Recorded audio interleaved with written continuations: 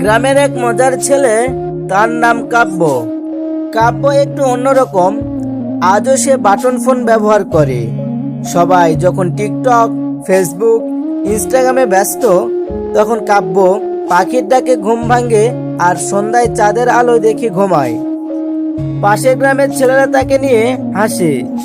এই কাব্য ভাই, তুমি কি আদিকালের মানুষ নাকি? এখন 2025 সাল, আর তুমি এখনো বাটন ফোন ধরো?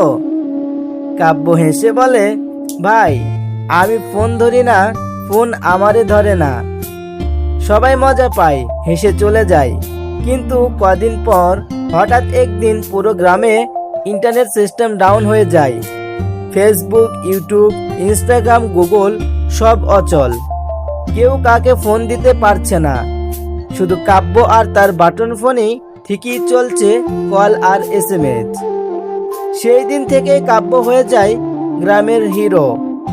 স্কুলের হেডমাস্টার বলেন, এই কাব্যের মতো সবাইকে একটু বাস্তবেও শিখতে হবে।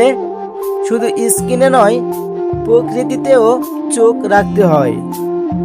প্রযুক্তি আমাদের উপকারে আসে ঠিকই, কিন্তু সবসময় যদি আমরা সেটার উপর নির্ভর করি, তাহলে একদিন সেটার গোলাম হয়ে যায়।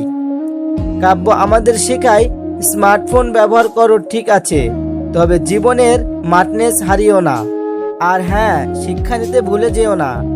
জীবনটা ভার্চুয়াল না, রিয়েল লাইফ, সব বাস্তবতা। গল্পটা কেমন হয়েছে তা অবশ্যই কমেন্টে বলে যাবেন আপনার মূল্যবান মন্তব্য। সো বন্ধু, দেখা হচ্ছে পরবর্তী ভিডিওতে।